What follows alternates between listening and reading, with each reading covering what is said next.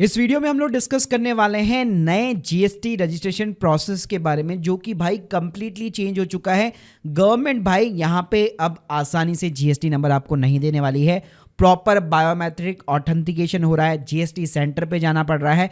Documents क्या क्या चाहिए होंगे, गवर्नमेंट क्यों आपको नोटिस भेज रहा है एप्लीकेशन रिजेक्ट करने के, स्टेप बाय स्टेप पूरा प्रोसीजर बताने वाला हूं इस वीडियो के अंदर। तो प्लीज पूरा वीडियो जरूर देखिएगा। यार वीडियो को स्टार्ट करने से पहले बताना चाहूंगा, GST is now not a easy process. अगर आप एक्सपर्ट के थ्रू अप्लाई करना चाहते हो, link in the description box, और आप हमारे रिव्यूज भी चेकआउट कर सकते हो। सबसे पहले सीधे डॉक्यूमेंट्स के ऊपर चलते हैं कि क्या क्या डॉक्यूमेंट्स की यहाँ पे आपको रिक्वायरमेंट रहने वाली है। तो एज ए इंडिविजुअल या प्रोप्राइटर अगर आप अप्लाई कर रहे हो, सिंपल पैन कार्ड, आधार कार्ड तो चाहिए। आधार कार्ड आपका मोबाइल नंबर से लिंक होना चाहिए और एक पासपोर्ट साइज फोटोग्राफ चाहिए होगा। मेन इंपॉर्टेंट यहाँ पे जो डॉक्यूमेंट आता है वो आता है बिजनेस का एड्रेस प्रूफ। जी हाँ, जहां से आप बिजनेस शुरू करने वाले हो। तो देखिए, अगर आपका रेंटेड प्रीमाइसेस है तो उसका आपको इलेक्ट्रिसिटी बिल कॉपी चाहिए होगा, और जिनके नाम पे वो बिल आता है उनसे आपको एक नो ऑब्जेक्शन सर्टिफिकेट भी चाहिए होगा प्रॉपर स्टैम्प पेपर के ऊपर। प्लस रेंटेड प्लेस है तो रेंट एग्रीमेंट भी यहाँ पे काम कर जाएगा। अगर आपकी सेल्फ ऑन प्रॉपर्टी है तो उस केस में आप इलेक्ट्रिसिटी बिल के साथ में एनओसी लगा सकते हैं। इसके अलावा अगर मैं गवर्नमेंट की ऑफिशियल साइट की बात करूं तो यहाँ पे आप प्रॉपर्टी टैक्स पेमेंट की रिसिप्ट हो गई, म्युनिसिपल खाता कॉपी वगैरह भी अटैच वगैरह कर सकते हैं। और यही भाई इंपॉर्टेंट डॉक्यूमेंट्स होते हैं जहां पे गवर्नमेंट बार बार आपको रिजेक्शन भेजता है। अब चलिए यहाँ पे मैं आपको सीधे लाइव स्टेप्स बताने वाला हूँ कि जीएसटी कैसे अप्लाई होने वाला है और कहाँ पे प्रोसीजर चेंज हो चुका है। तो इसको सिंपली मैंने 5 स्टेप के अंदर डिवाइड कर दिया है। पहले हम लोग जीएसटी पोर्टल के ऊपर जाकर सीधी नई एप्लीकेशन फाइल करेंगे। सेकंड स्टेप में हमें आधार ओटीपी के थ्रू वेरीफाई करना होता है, और उसके साथ में कुछ स्टेट के अंदर जीएसटी सेंटर के ऊपर आपको एक अपॉइंटमेंट बुक करनी पड़ती है वेरिफिकेशन पर्पस के लिए। तीसरे स्टेप में जैसे आपकी सारी चीज़ें वेरीफाई हो जाती है, एक एआरएन नंबर यहाँ पे आपका जनरेट हो जाएगा। फिर उसके बाद में गवर्नमेंट ऑफिसर सारे डॉक्यूमेंट्स को वेरीफाई करता है और आपकी एप्लीकेशन को अप्रूव करता है या फिर आपको नोटिस भेजता है। और लास्ट स्टेप में अगर अप्रूव हो जाती है, जीएसटी नंबर आपको मिल जाता है, और अगर आपकी एप्लीकेशन रिजेक्ट हो जाती है या आपको नोटिस भेजा जाता है तो आपको क्लैरिफिकेशन का जवाब देना पड़ता है। तो चलिए इन सारे स्टेप्स को प्रैक्टिकली समझते हैं। तो भाई सबसे पहले तो आपको जीएसटी की वेबसाइट पे चले जाना है। यहाँ पे आपको सबसे पहले अपना अकाउंट या रजिस्ट्रेशन नंबर या टीआरएन नंबर क्रिएट करना पड़ेगा। तो यहाँ पे आप देख सकते हैं सबसे पहले ऑप्शन पूछेगा, तो यहाँ पे सिंपली आपको I am tax payer button के ऊपर क्लिक करना है। यहाँ पे आपको अपना स्टेट सेलेक्ट कर लेना है, अपना सिंपली यहाँ पे डिस्ट्रिक्ट सेलेक्ट कर लीजिए।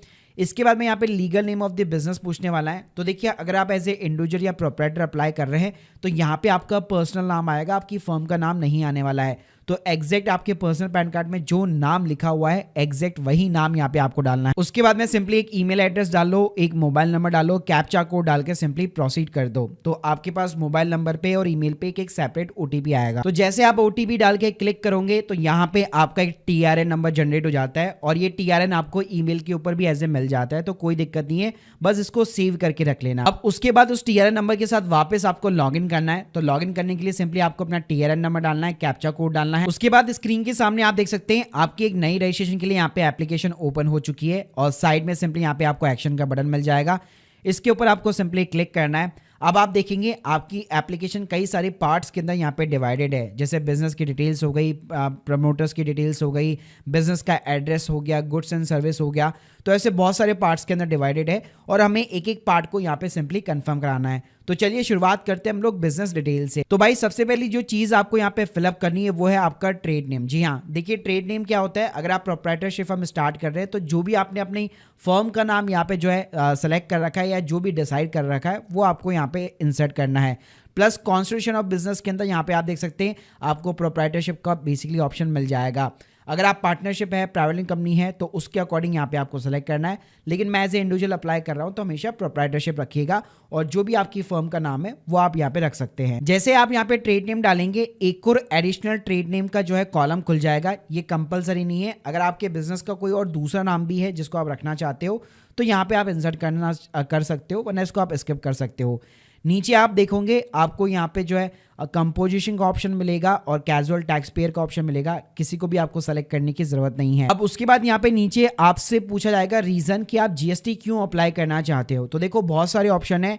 बेस्ट तो ये रहेगा कि आप वॉलंटरी बेसिस को भी यहाँ पे सेलेक्ट कर सकते हो। इसके अलावा अगर आपने थ्रेशोल्ड लिमिट क्रॉस कर रखी है तो यहाँ पे क्रॉसिंग द थ्रेशोल्ड भी सेलेक्ट कर सकते हो, या इंटरेस्ट रेट सप्लाई को सेलेक्ट कर सकते हो। बेस्ट रहेगा सिंपली आप वॉलंटरी बेसिस पे सेलेक्ट कर लीजिए। उसके बाद में यहाँ पे date of commencement of the business आएगा, तो जब से आपका बिजनेस शुरू हुआ है वो आपको सिंपली डेट डालनी है। इसके बाद में नीचे यहाँ पे इंडिकेट एग्जिस्टिंग रजिस्ट्रेशन आ रहा है। तो देखिए प्रोप्राइटरशिप में वैसे आपके पास कोई और रजिस्ट्रेशन तो नहीं होगा, लेकिन मान लीजिए आपके पास में शॉपैक लाइसेंस वगैरह है तो यहाँ पे आप जो है शॉपैक लाइसेंस का यहाँ पे आपको ऑप्शन मिल जाएगा, वो आप अपना रजिस्ट्रेशन नंबर डाल सकते हैं। और ध्यान रखिएगा नीचे आपको ये डॉक्यूमेंट भी अपलोड कराना पड़ेगा। ऊपर जिस चीज़ की आप डिटेल्स दे रहे हैं उसके रिगार्डिंग नीचे आपको डॉक्यूमेंट देना है। लेकिन अगर प्रोप्राइटर की केस में बात करूं, अगर आपके पास ऐसा कोई डॉक्यूमेंट नहीं है, ना कोई एमएसएमई है, ना कोई शॉपैक लाइसेंस है, तो इसको आप स्किप भी कर सकते हो। अगला गाइस जो हमारा टैब आता है वो आता है प्रमोटर्स एंड पार्टनर्स की डिटेल्स का, यानी कि प्रोप्राइटर की डिटेल्स का। यहाँ पे कुछ चीज़ें आपको प्रीफिल्ड मिलेगी, नेम हो गया, मिडिल नेम हो गया, last name, pan card number वगैरह।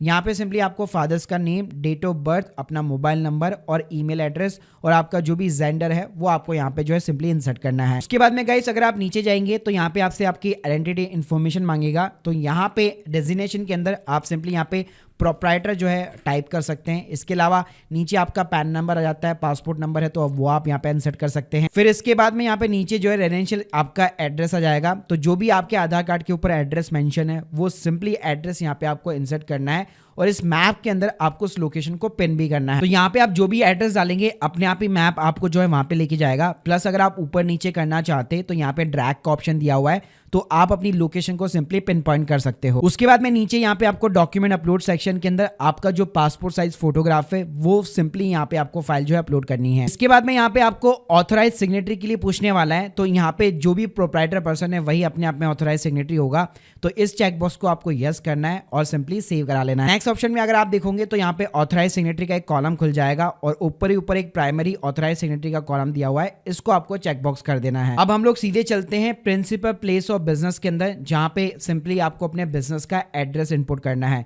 तो यहाँ पे सबसे पहले जैसे हम लोगों ने रेजिडेंशियल एड्रेस डाला था, सेम डिट्टो वैसे ही आपको अपने बिजनेस का एड्रेस डालना है और मैप के अंदर उस लोकेशन को पिन पॉइंट करना है। उसके बाद में यहाँ पे आपसे अपने स्टेट का जुरिडिक्शन वार्ड पूछेगा, तो ऊपर आपने जो भी बिजनेस का एड्रेस डाला है उसके अकॉर्डिंग यहाँ पे आपको वार्ड सेलेक्ट कर लेना है। इसके बाद में यहाँ पे सेंट्रल जुरिडिक्शन पूछने वाला है, तो इसमें भी आप जो है जो भी आपने ऊपर एड्रेस डाला है उसके अकॉर्डिंग अपना डिवीजन और वार्ड सेलेक्ट कर लेना है। इसके बाद में अगर आप नीचे आएंगे तो यहाँ पे आपका nature of the position of the premises पूछेगा, तो जो ऊपर आपने एड्रेस डाला है उसके रिगार्डिंग यहाँ पे आपको डॉक्यूमेंट अपलोड करना है। तो मान लीजिए अगर आपका ऊपर वाला रेंटेड प्रीमाइसेस है तो यहाँ पे आप देख सकते हैं आप इलेक्ट्रिसिटी बिल की कॉपी लगा सकते हैं, एनओसी लगा सकते हैं और यहाँ पे आप मल्टीपल फाइल्स को अटैच कर सकते हैं। इसी तरह यहाँ पे आपको जो है मिनिमम 2 डॉक्यूमेंट तो अपलोड करने ही पड़ेंगे, और अगर आपका कोई और यहाँ पे नीचे होता है जैसे कि अगर आपकी ओन प्रॉपर्टी होती तो उसके अकॉर्डिंग यहाँ पे आपको डॉक्यूमेंट अपलोड करने पड़ते। नीचे अगर आप जाओगे तो यहाँ पे आपसे नेचर ऑफ द बिजनेस पूछा जाएगा, तो यहाँ पे जैसे अगर आपका रिटेल का बिजनेस है आप वो सेलेक्ट कर सकते हो, होलसेल का है, वेयर हाउस है, तो उसके अकॉर्डिंग आप सेलेक्ट कर सकते हो। इसके बाद में नेक्स्ट स्टेप हमें सीधा गुड्स एंड सर्विसेज के अंदर जाना है, जहाँ पे हमें HSN कोड और SSC कोड्स डालने हैं। तो अगर आप गुड्स के अंदर डील करते हैं तो यहाँ पे आपको अपना HSN कोड डालना है। वैसे अगर आप 2 से 3 लेटर लिखेंगे आप जिस भी सेगमेंट के अंदर है अपने आप ही आपको HSN कोड बता देगा। जैसे मान लो अगर मैं टेक्सटाइल के अंदर वर्क करता हूँ, तो जैसे मैं टेक्सटाइल डालूंगा तो आप देख सकते हैं स्क्रीन के सामने काफी सारे HSN कोड की यहाँ पे लिस्ट आ जाती है, बाकी आप चाहो तो गूगल भी कर सकते हो। इसके बाद में यहाँ पे स्टेट से रिलेटेड कुछ स्पेसिफिक इन्फॉर्मेशन मांगने वाला है, तो कुछ ही स्टेट के अंदर ये चीजें कंपलसरी होती है। आपके स्टेट में अगर प्रोफेशनल टैक्स यहाँ पे एप्लीकेबल होता है तो GST से पहले आपको वो अप्लाई करना होता है और यहाँ पे आपको प्रोफेशनल टैक्स की डिटेल्स देनी पड़ती है। जैसे अगर मैं महाराष्ट्र की बात करूँ तो वहाँ पे इलेक्ट्रिसिटी बिल की डिटेल्स भी मांगते हैं यहाँ पे, तो वो आपको डिटेल्स यहाँ पे जो है डालनी पड़ती है। तो ये भाई स्टेट टू स्टेट डिपेंड करता है, कुछ ही स्टेट के अंदर कुछ चीज़ें जो है कंपलसरी होती है, बाकी आप चाहो तो इसको स्किप भी कर सकते हो। इसके बाद भाई यहाँ पे लास्ट में जो है आपका आधार ऑथेंटिकेशन मांगा जाएगा, तो यहाँ पे आधार ऑथेंटिकेशन में आपको यस करना है। आधार से जो भी नंबर लिंक होगा उस पे OTP जाता है और आपको वेरीफाई कराना होता है। और लास्ट में यार आपकी एप्लीकेशन प्रोफाइल जो है यहाँ पे 100% हो जाती है। लास्ट में आपको कुछ नहीं करना, सिंपली आप अपना नेम सेलेक्ट कीजिए, प्लेस डालिए, तो यहाँ पे आपको सबमिट विद EVC कोड दिया हुआ है, OTP डाल के आप इस एप्लीकेशन को सबमिट करा सकते हो। अब भाई ये तो हमारा केवल अभी फर्स्ट स्टेप यहाँ पे कंप्लीट हुआ है। अब सेकंड स्टेप के अंदर क्या होगा, जैसे हम लोग एप्लीकेशन को सबमिट करेंगे मैक्सिमम स्टेट के अंदर अभी फिजिकल वेरिफिकेशन स्टार्ट नहीं हुई है जीएसटी सेंटर्स के थ्रू, तो वहाँ पे आपको इस तरह से एक हाइपर लिंक का जो है मैसेज आएगा आपकी ईमेल आईडी के ऊपर, जिसके अंदर आपको एक लिंक मिलने वाली है और जहाँ पे आपको आधार ओटीपी के थ्रू अपनी एप्लीकेशन को वेरीफाई कराना है। तो भाई इसके अंदर कुछ नहीं होता, जैसे उस लिंक के ऊपर आप क्लिक करोगे यहाँ पे सिंपली कंसेंट मांगेगा, अपना आधार नंबर डालो, उससे लिंक मोबाइल नंबर पे ओटीपी जाएगा, ओटीपी डालकर आप अपना ई-केवाईसी कंप्लीट करा सकते हो। और भाई जैसे ही आप उस चीज को कंप्लीट करोगे 15 से 20 मिनट के अंदर आपको एक और ईमेल मिलता है, intimation of the ARN generation, जिसके अंदर आपका एक ट्रैकिंग नंबर या आप कह सकते हो एआरएन कोड आपका मेंशन होता है, जिससे आप अपनी एप्लीकेशन को ट्रैक कर सकते हो। अब बात करते हैं कुछ स्टेट के अंदर यहाँ पे जो है फिजिकल वेरिफिकेशन स्टार्ट हो चुकी है, तो डायरेक्टली आपका एआरएन नंबर इस तरह से जनरेट नहीं होगा, पहले आपको जीएसटी सेंटर के ऊपर एक अपॉइंटमेंट बुक करनी पड़ेगी। स्क्रीन के सामने आप देख सकते हो आपके पास में हाइपर लिंक का ईमेल नहीं आने वाला है, आपके पास में इस तरह का ईमेल आएगा, intimation for the biometric authentication, जिसके अंदर आपके नियर बाई जो भी यहाँ पे जीएसटी सेंटर होगा उसका एड्रेस लिखा होगा और यहाँ पे एक अपॉइंटमेंट की लिंक दे रखी होगी। तो इस लिंक के अंदर आपको कुछ नहीं करना, सिंपली अपना टीआरएन नंबर डालना है, मेंबर टाइप में आपका ऑथराइज सिग्नेटरी हो गया, आप अपना नाम डालो, फोन नंबर डालो, ईमेल एड्रेस डालो और यहाँ पे आपको ना कई सारे स्लॉट्स देखने को मिल जाते हैं अलग अलग डेट्स के अकॉर्डिंग। तो जैसे पासपोर्ट में हम लोग अपॉइंटमेंट बुक करते हैं तो आप अपने अकॉर्डिंग कोई भी डेट को सेलेक्ट करके आप अपना टाइम स्लॉट को सेलेक्ट करके अपनी अपॉइंटमेंट को बुक कर सकते हो। और जैसे भाई आपकी अपॉइंटमेंट सक्सेसफुल हो जाती है फिर अगेन वापस आपको ईमेल आएगा कि आपकी अपॉइंटमेंट यहाँ पे बुक हो चुकी है, तो उस दिन वहाँ पे आपको जीएसटी सेंटर के ऊपर जाना पड़ता है और जो जो डॉक्यूमेंट्स आपने अपलोड करा रखे थे एप्लीकेशन के अंदर वो सारे ओरिजिनल डॉक्यूमेंट्स वहाँ पे सेंटर के ऊपर बकायदा सारे वेरीफाई होते हैं। और वेरीफाई होने के बाद में फिर आपको वापस ईमेल आएगा एआरएन नंबर का। जी हाँ, तो ये एक एडिशनल स्टेप बढ़ जाता है और कई सारे स्टेट के अंदर ये चीज़ जो है स्टार्ट हो चुकी है। तो अपॉइंटमेंट बुक करने के बाद डॉक्यूमेंट्स वेरीफाई होंगे, उसके बाद में यहाँ पे एआरएन नंबर जनरेट होगा। अब गाइस जैसे आपका एआरएन नंबर जनरेट हो जाता है आप सिंपली अपनी एप्लीकेशन को जो है यहाँ पे ट्रैक कर सकते हो, जो भी आपके पास में एआरएन नंबर है। यहाँ पे स्क्रीन के सामने देख सकते हो आपको इस तरह से यहाँ पे प्रोसेसिंग दिखाने वाला है। जैसे अगर आपने एप्लीकेशन सबमिट की है, आपने जस्ट यहाँ पे अपने डॉक्यूमेंट्स को वेरीफाई करा रखा है जीएसटी सेंटर के ऊपर, तो यहाँ पे आपको पेंडिंग फॉर प्रोसेसिंग दिखाएगा। उसके बाद में गवर्नमेंट के जो प्रॉपर ऑफिसर होते हैं उसके ऊपर एक्शन लेते हैं। फिर आपके सामने दो सिचुएशन आएगी, या तो हो सकता है कि गवर्नमेंट ऑफिसर आपको एक क्लैरिफिकेशन का नोटिस भेजे या फिर आपकी एप्लीकेशन यहाँ पे अप्रूव कर दे। अगर आपकी एप्लीकेशन यहाँ पे अप्रूव हो जाती है तो आपको इस तरह से ईमेल मिलता है, welcome to the GST family, और इसके अंदर आपका एक यूजर नेम और पासवर्ड मेंशन होता है जिसके थ्रू आप लॉगिन करके जीएसटी का सर्टिफिकेट यहाँ पे डाउनलोड वगैरह कर सकते हो। लेकिन भाई अगर आपको यहाँ पे कोई क्लैरिफिकेशन नोटिस इशू होता है तो इस तरह से ईमेल मिलेगा आपको, query raise on the application for the new registration, और वापस फिर आपको लॉगिन करना होता है और जो भी यहाँ पे डॉक्यूमेंट मांगे जाते हैं ऑफिसर के थ्रू, एडिशनल डॉक्यूमेंट्स यहाँ पे आपको प्रोवाइड करने पड़ते हैं। अब देखिए इसके अंदर अगर मैं चांसेस बताऊं कि गवर्नमेंट ऑफिसर क्यों आपकी एप्लीकेशन को रिजेक्ट करते हैं, तो 70% केस के अंदर एज पर अवर एक्सपीरियंस हमेशा वो एडिशनल डॉक्यूमेंट्स मांगे जाते हैं आपके बिजनेस एड्रेस से प्रूफ से रिगार्डिंग, क्योंकि उसके अंदर काफ़ी सारी जो है यहाँ पे मतलब कोई भी फिक्स डॉक्यूमेंट चेकलिस्ट नहीं है, कई बार कई सारे एडिशनल डॉक्यूमेंट मांगे जाते हैं। 30% केस में ऐसा होगा कि कोई आपने गलती कर रखी होगी और एप्लीकेशन के अंदर उस चीज को आपको करेक्ट करना होगा। तो भाई इस तरह से पूरा यहाँ पे जीएसटी रजिस्ट्रेशन का प्रोसेस यहाँ पे जो है हो चुका है, मतलब काफी ज्यादा वैसे कॉम्प्लिकेटेड अब हो चुका है, पहले की तरह सिंप्लीफाई नहीं है कि सीधा ऑनलाइन एप्लीकेशन डाला हुआ जीएसटी नंबर आ जाता है।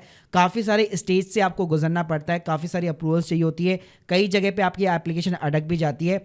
तो इसके लिए मैं आप लोगों को हाईली रिकमेंड करूंगा, आप चाहो तो एक्सपर्ट की हेल्प ले सकते हो, मैं लिंक दे दूंगा डिस्क्रिप्शन बॉक्स में, और आप हमारी रिव्यूज़ वगैरह भी चेकआउट कर सकते हो। बाकी गाइस अगर आप लोग के कोई भी डाउट्स है जीएसटी रजिस्ट्रेशन प्रोसेस के रिगार्डिंग, प्लीज़ कमेंट बॉक्स के अंदर यहाँ पे ज़रूर बताइएगा। Thank you guys, thank you very much.